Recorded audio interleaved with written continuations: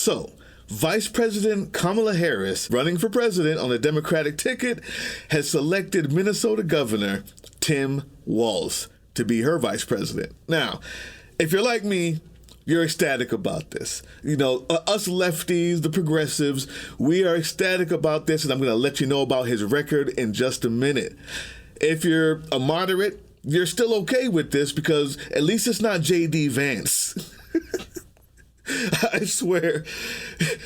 Dems, you're so OP right now. You don't have to worry about a thing. But that's kind of the point, because the context of this pick goes further than just swing states, likability, all the things that normally come with picking a vice president when you're running for president. First, let's get into why I like him and why I think you should too. After that, though, there's some context, some relations, the Bernie Sanders deal. Why didn't he endorse Kamala at first? Is there really such a thing as a swing state? I'm going to tell you, really, there's not. First, before the politics, before the context, let's see why I like him so much. And trust me, he's the real deal. The Minnesota governor brings a different approach to politics than anyone I've seen in this country. How are you going to build a water treatment plant in a town of 400 if you don't have a collective effort at it? So I have to tell you, they scream socialism. We just build roads and we build schools and we build prosperity into this. Their whole plan is to go backwards, to give tax cuts to the wealthy. And look, it was so surprising. You know, the super successful Donald Trump, who inherited $400 million and then proceeded to fail at everything. Middle America, you earn it. But you know what? You're not on your own. Neighbors help neighbors. And I will, this one bothers me. I heard you talking about punching back at the bullies. They see people less fortunate as scapegoats and you know, punchlines for their jokes. We see them as neighbors. And I said it with my mom. My dad dies when my little brother's young. We're teenagers.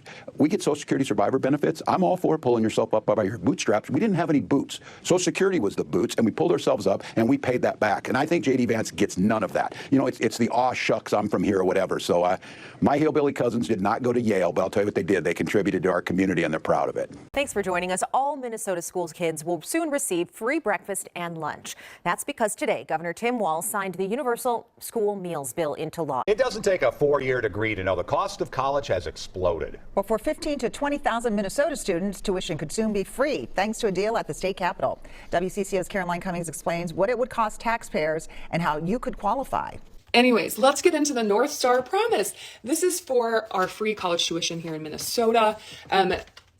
Let's get into the requirements. So your family income has to be less than $80,000 a year. It only covers tuition. You must be a Minnesota resident. You can go to a state university, a two-year college, or a community college in Minnesota. It only covers tuition that isn't already covered by grants, scholarships, or other type of financial aid. Undocumented immigrants are eligible. Minnesota, you have to have graduated from a Minnesota high school or living in Minnesota for 12 months without being enrolled in college more than half time. Students will also need to submit a FAFSA and be in good academic standing while you're in university or community college. Also, if you have submitted a FAFSA or a Minnesota DREAM Act application for the 2024-2025 school year, you will be automatically considered for free tuition, and you will be notified in your aid package. Tim Walz also brings a new energy to the gun control debate. Here he is with Anderson Cooper. That's what J.D. Vance's stick is, talking about guns. I guarantee you he can't shoot pheasants like I can. And that's a part of saying, but you know what? I guarantee I don't want weapons of war in classrooms, and there's no reason that you can't have reasonable restrictions around that without infringing on your Second Amendment. He's going in there throwing these things around that makes a difference. Democrats need to go into these places. I'm going to go in every Legion Hall I can go into and say, Vice President Harris will not cut your benefits. I sat in the VA committee for 12 years to increase those benefits with Republicans like Jeff Miller from Florida. This guy wants to cut them because it's in the 2025. We need to be bolder on that. We need to go out and say that. There you have it. I said it. He's the real deal. The lefties are going to love him. The centrists are going to have to be okay with it. I mean, are you going to say you're not okay with kids eating free in school? Is that what you're on right now? Is that where we're going? As a matter of fact, that's kind of the point. The only way Kamala Harris could lose this election is from the left.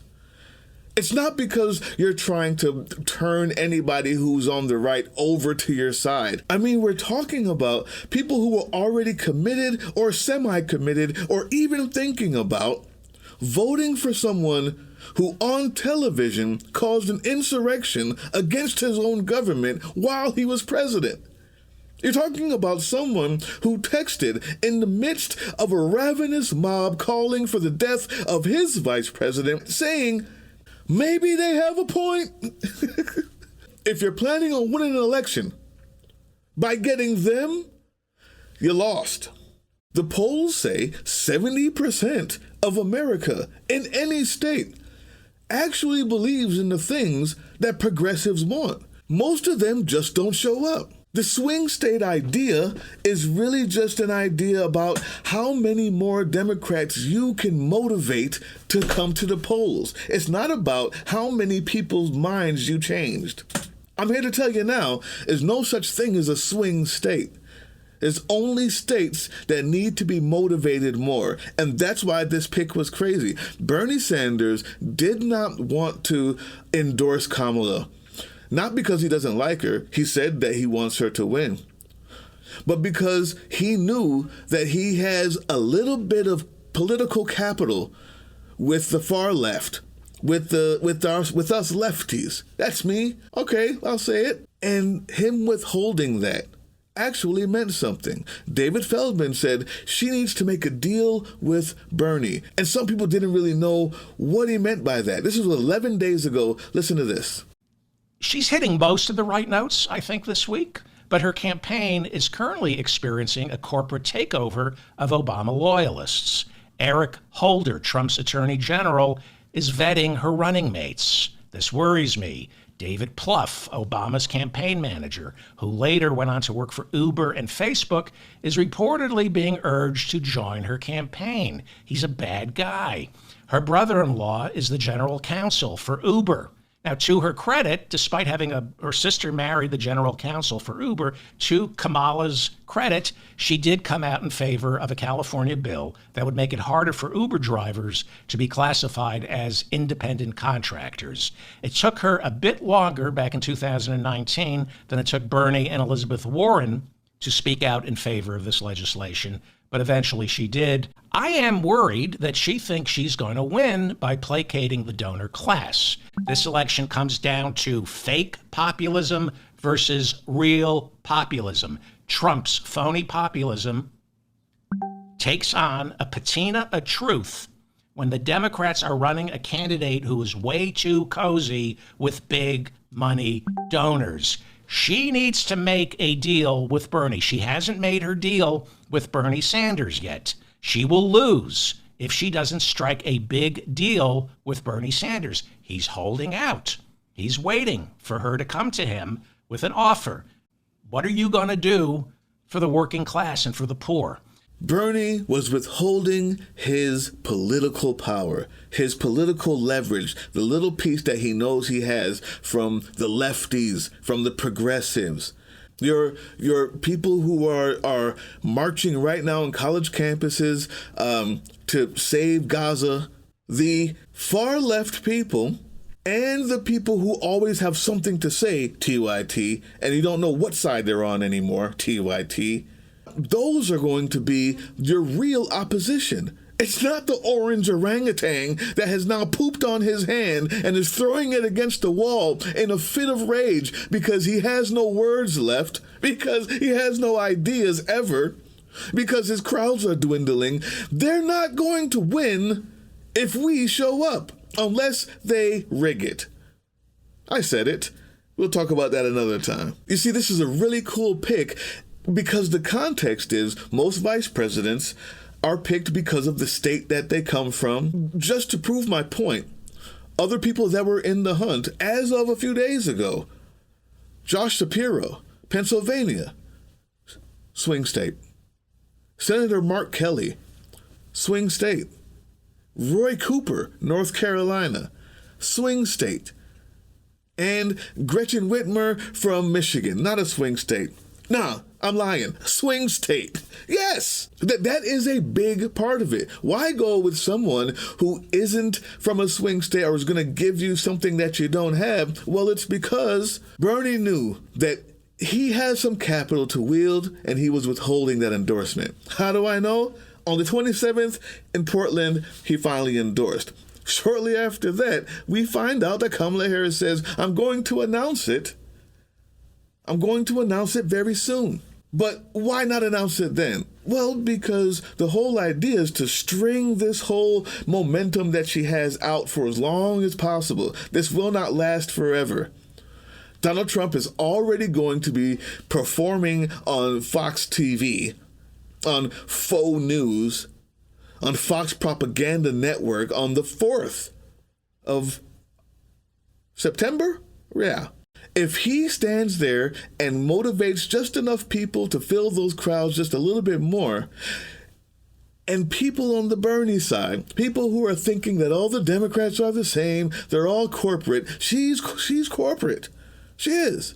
I mean, the reason why Feldman was worried was because, he's right. I still would vote for her because, again, the orange orangutan is pooping in his hands and throwing it against the wall like an animal. To me, corporate Democrat is better. Period. But for some, it's not. Those people who see all Democrats as being the same because they're owned by corporations and they just have cronies around them that are going to make things really look good for social justice. But when it comes to the money and what matters, you're never going to get what you want. Except in Minnesota. Take a look at what Bernie's been talking about for the past 80 years. Free college? Yeah. He did that in Minnesota. School funding, indexed to inflation? Yeah. He did that in Minnesota. Paid family and medical leave. He's been talking about that. Tim Walz did that in Minnesota.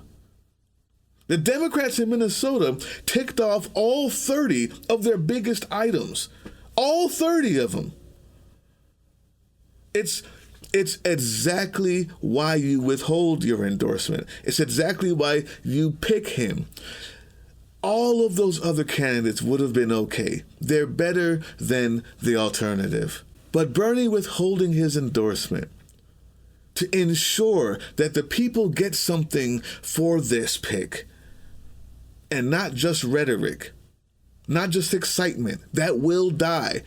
On the 4th, when Trump is on his pedestal live on TV talking to his safe space friends on Fox, there will be a bit of that momentum that dies because our fake news media, our inadequate, inept news media is also for corporations, and they want to see the horse race. Bernie withholding his little bit of political leverage he has left was genius. Because you're not trying to win a swing state. If you can get all the Democrats and lefties out to vote, there's no such thing as a swing state. Every state, all of them, wants to go to college free, despite what Rick Santorum told you. Want sick leave, paid sick leave, longer than they have it. Despite what the orange orangutan tells you and his handlers on Project 2025. Abortion rights, wildly popular. It's just the facts. There's no such thing as a swing state. Kamala is not going to be driven by Tim Walz. I know that. He'll be a vice president. After the election, you won't see him. But more importantly, we now have a mandate. What do you say we use it? That mandate goes a long way. That's the context. All right, see you on the next one.